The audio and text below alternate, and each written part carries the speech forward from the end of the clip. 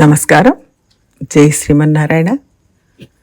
ఇవాళ ధనుర్మాసంలో 15వ రోజులకు ప్రవేశించాం. 15వ పాసురాన్ని చూద్దాం. ఈ 15వ పాసురం చాలా అపూర్వమైనది. తిరుప్పావై మొత్తానికి జీవగర లాంటిది అనొచ్చు. తిరుప్పావై మొత్తం తిరుమంత్రం అర్థమైతే నమప్పద సంకేతం ఈ 15వ పాసురం. 14.5 పాసురాల తర్వాత నమపదం అంటే మొదటి పదం ఓం, రెండవ పదం నమః, మూడవ పదం నారాయణాయ. ఆ రెండవ పదం సరిగ్గా మధ్యకు వస్తుంది కాబట్టి 14.5 పాసురాల తర్వాత నమపద అర్థాన్ని ఆండాళ్ మనకు ఇక్కడ ఈ పాసురంలో వివరిస్తుంది. ఈ పాసురంలో భగవద్భక్తులను నిద్రలేపే పూర్వభాగం పరిపూర్తి అవుతుంది. గోదాదేవి ఇప్పటిదాకా భాగవతుల విషయంలో ఎలా నడుచుకోవాలో తెలియజేసింది. ఇక ముందు భగవద్ విషయంలో ప్రవర్తించాల్సిన విధానాన్ని తెలియజేయబోతుంది. భగవద్భక్తులను నిద్రలేపిన ఈ 10 పాసురాల్లో మొదటి 3 శ్రవణం, ఆ తర్వాత 4 మననం, ఆ తర్వాత వచ్చిన 2 ధ్యానం గురించి చెప్పింది. వీటన్నిటి వలన కలిగిన ఆత్మగుణాలు ఈ పాసురంలో వివరించి శమము, దమము, క్షమ అన్ని చేతనుడు తప్పక ఆచరించవలసిన గుణాలు, అయినా అందులో ఉన్నతమైంది క్షమాగుణం అని తెలియజేస్తుంది. శ్రీరామాయణంలో భరతుడు శ్రీరాముడు వనవాసానికి వెళ్ళడానికి కారణం మందర కాదు, కైక కాదు, మహారాజైన దశరథుడు కూడా కాదు, శ్రీరాముడు అసలే కాదు. అన్నిటికీ కారణం నా పాపమే అని క్షమాగుణానికి నిలువెత్తు నిదర్శనంగా నిలబడ్డాడు. ఈ పాసురంలో లోపల ఉన్న గోపికకు బయట ఉన్న గోపికలకు పరస్పర సంభాషణ సాగుతుంది. పాసురం ఒకసారి అనుసంధానం చేసుకుందాం.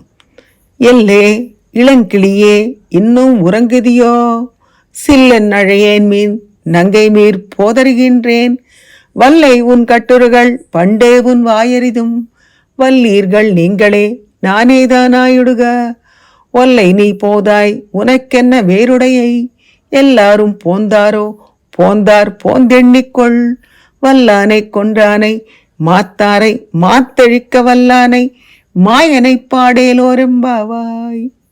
எல்லே இளங்கிளியே இன்னும் உறங்குதியோ, சில்லென்னழையேன் மின் நங்கை மீர் போதருகின்றேன், வல்லை உன் கட்டுரைகள் పండే ఉన్ వాయరిదుం. లేత చిలక వంటి కంఠమాధుర్యం కలదానా, ఇంకా నిద్రలేవలేదా?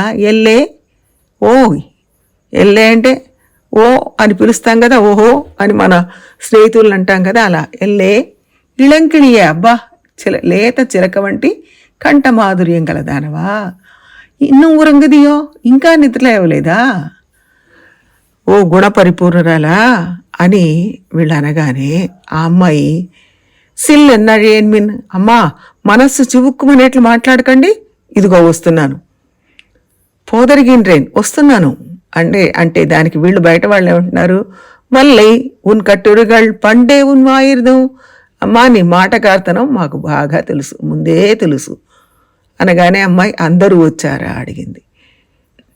వల్లీర్గల్ నీంగళే, మీరే మాట నేర్పగలవాళ్ళు, నేను కాదు అంది. నీ మాటకార్తనం మాకు ముందే తెలుసు అని బయట ఉన్న గోపికలు అన్నారు. వెంటనే ఆ అమ్మాయి వల్లీర్గల్ నీంగళే, మీరే మాట నేర్పగలవారు అంది. అంతలోనే తన తప్పు తెలుసుకొని నానేదా నాయుడుగా, పోనీ నేనేలే అన్నది. ఒల్లై నీ పోదాయ్ ఉనక్కెన్న వేరుడయ్యై, ఓయ్ ఇంకా రావేమమ్మా, ఏంటి నీ ప్రత్యేకత, ఎల్లారూ పోందారో, అందరూ వచ్చారా, పోందారు పోందెన్నికొళ్ వచ్చారమ్మా, అందరూ వచ్చారు, నువ్వు వచ్చి ఒక్కొక్కళ్ళను లెక్క పెట్టుకో, వచ్చి ఏం చేయాలి, వల్లానై కొండ్రానై మాత్తారై మాత్తెழிక్క వల్లానై మాయనై పాడేలోరెంబావాయ్. వల్లానై కొండ్రానై బలిష్టమైన కువలయాపీడాన్ని చంపినవాడు, మాత్తారై మాత్తెழிక్క వల్లానై శత్రు దర్పాన్ని అణచగలిగినవాడు, మాయావి అయిన శ్రీకృష్ణుని గానం చెయ్యాలి అన్నారు.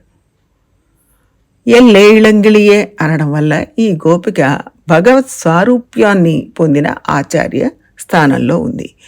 పాండిత్యం నిర్విద్య బాల్యాన్ని తిష్టాసేత్ అని జ్ఞానానికి ఉండవలసిన లక్షణాన్ని చెప్పారు. లోపల గోపిక భగవద్ అనుభవంలో ఉంది అని వాళ్ళు అనుకున్నారు, కానీ ఆమె భగవత్ విశ్లేష విరహంలో ఉంది. లోపల గోపిక భగవద్ అనుభవంలో ఉంది అని వాళ్ళు అనుకున్నారు, కానీ ఆమె భగవద్ విశ్లేష విరహంలో ఉంది. వాళ్ళ నామ సంకీర్తన వింటూ క్షణం పాటు బదులు చెప్పలేదని నిష్ఠూరాలాడారు. నిన్నటి పాశ్రంలో వీళ్ళు నామ సంకీర్తన చేశారు కదా, దాన్నే వింటూ ఆ స్మరణలో ఆ అమ్మాయి ఉంది, అంతలోనే పలకలేదని వీళ్ళు నిష్ఠూరాలు చెప్పారు. దానికి ఆమె సిల్లన్న అഴയన్మీన్ మనస్సు చివుక్కుమనేట్లు మాట్లాడకండర్రా, ఇదిగో వచ్చేస్తున్నా అంది. వల్లై ఉన్ కట్టురగల్ పండే ఉన్మాయరిదం, అబ్బో నీ మాట నేర్పడతాను అంతా మాకు తెలుసులేమ్మా అన్నారు. వెంటనే ఆమె వల్లీర్గళ్ లింగళే, మీరే మాటకారు నేనేం కాదు. సహజంగా మనం మాట్లాడేటప్పుడు అది అంటే ఎవరన్నా మనం ఒక మాట అనగానే నేనేం కాదు నువ్వే అనేస్తాం. అట్లానే అమ్మాయి కూడా అన్నది, కానీ అనగానే వెంటనే నాలుగు ఖర్చుకొని తిప్పుకుంది. నా నేదానాయుడుగా, ఇది ఉత్తమ భాగవత లక్షణం.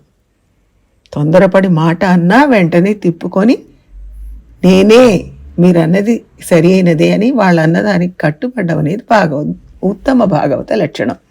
ఇది నమప్పదానికి సంకేతం. నా నేదానాయుడుగా మొత్తం తిరుప్పావై మొత్తంలో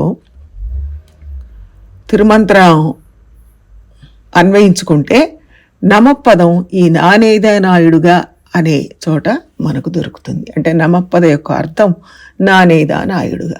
దీనివల్ల ఆమెకు ఆచార్య సమాశ్రయణం చేసే అర్హత కలిగింది.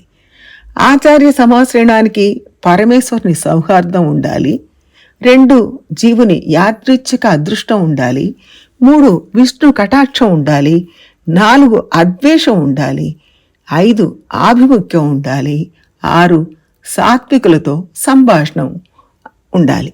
ఈ 6 లక్షణాలు భగవత్ సమాశ్రయణ ఆచార్య సమాశ్రయణానికి హేతువులు.